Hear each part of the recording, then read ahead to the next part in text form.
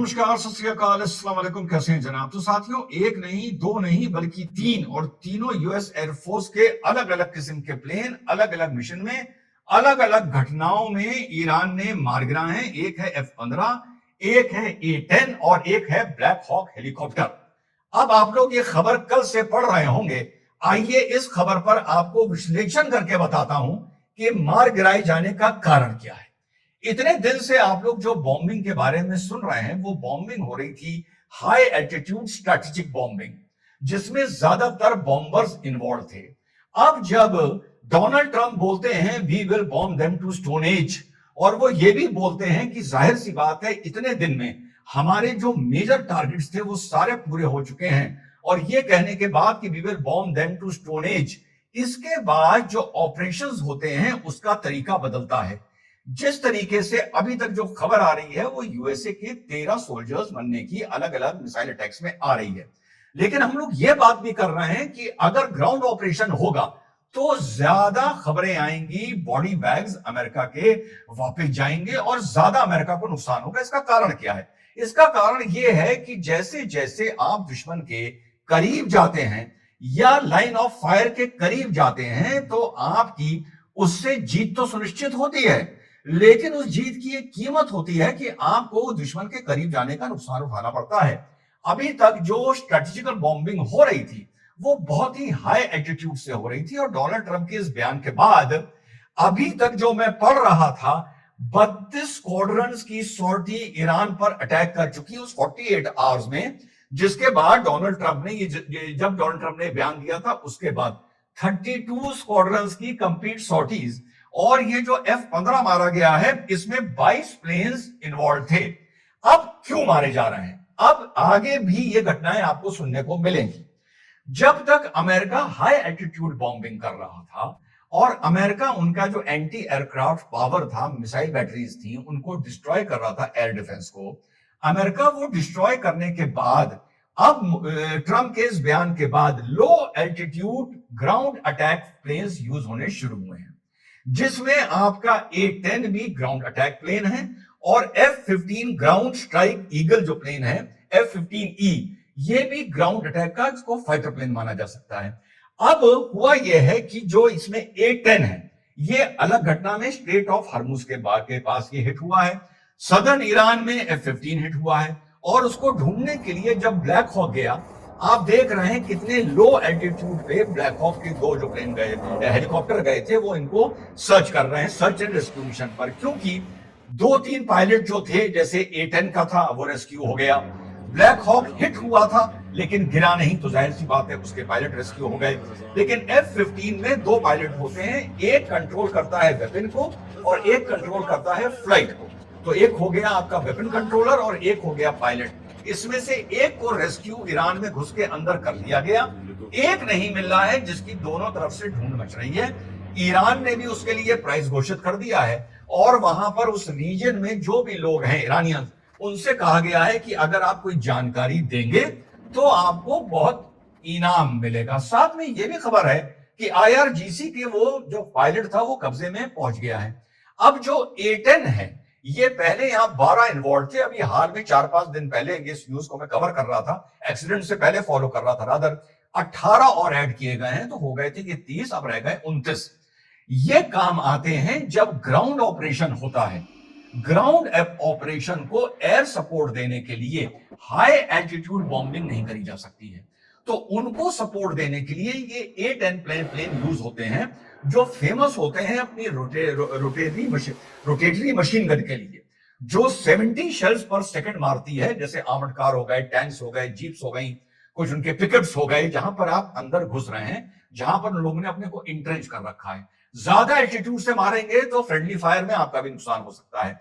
तो ये प्लेन भी A-10 अपने ऑपरेशन के तहत इस कॉन्फिडेंस में कि आपकी ईरान की जो एयर डिफेंस है वो वीक हो चुकी है, ये भी लो एल्टीट्यूड का प्लेन था।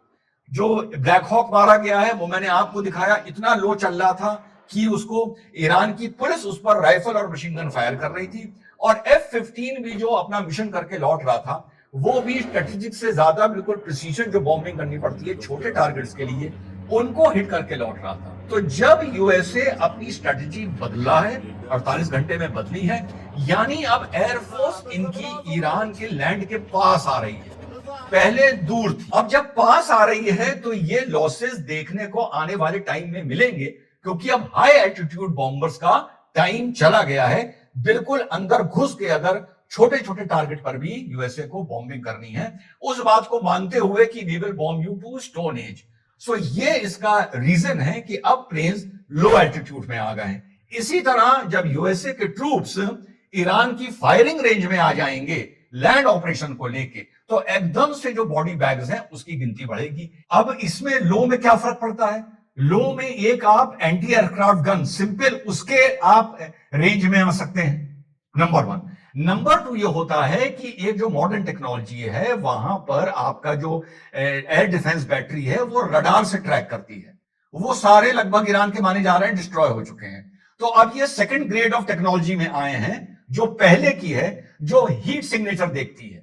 और जो आपका मिसाइल होता है जब उसको मैक्सिमम हीट सिग्नेचर मिलता है तब वो मिसाइल लो फ्लाइंग प्लेन पे फायर किया जाता है और वो उसी हीट को फॉलो करता हुआ जाता है और हिट करता है।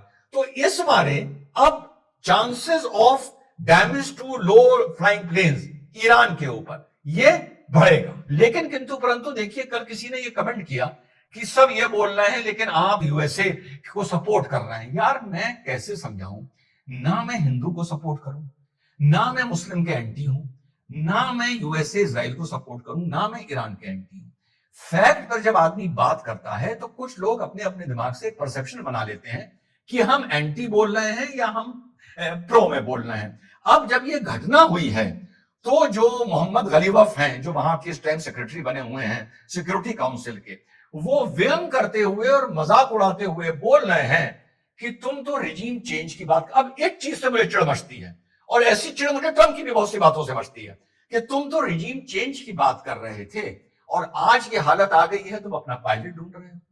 अरे मोहम्मद गलीबफ, तुम अपने 100 नेता ढूंढो, तुम अपने 100 कमांडर जनरल ढूंढो, तुम अपने 100 मंत्री ढूंढो, तुम अपने उन 100 में न्यूक्लियर साइंटिस्ट ढूंढो जो गायब हो गए हैं अमेरिका और इजराइल की बॉम्बिंग में, हवाओं में फना हो गए हैं। तुम उन्हें ढूंढो, तुम उनकी फिक्र करो। तुम ये फिक्र करो कि अगराची को और तुमको जिंदगी इजराइल ने और यूएसए ने सौंप रखी है, तुम्हें माफ कर रखा है। ज्यादा बकर बकर करोगे किसी दिन दाग दिए जाओगे, और रोज 2-3 दागे जा रहे हैं। तो जो लड़ना है लड़े, ट्रंप भी बकवास ना करे, तुम भी बकवास ना करो। और इस पूरी लड़ाई में अच्छा रोल नेतन्याहू का है, उसे जो अपनी कार्रवाई करनी है वो कर रहा है, बकवास के लेवल पे सबसे ज्यादा कम कर रहा है। पर कुछ लोग बकवास के इतने आदी हो गए हैं, चाहे कोर्ट हो, चाहे दफ्तर हो, चाहे कहीं भी हो, कि वो हर मौके पे नरेंद्र मोदी जी से भी चाहते हैं कि वो भी बकवास करें, और जब वो नहीं करते तो वो कहते हैं कॉम्प्रोमाइज हो गया, डर गया। तो पूरी इस कहानी में जिसको जो करना है करो, बकवास ना करो।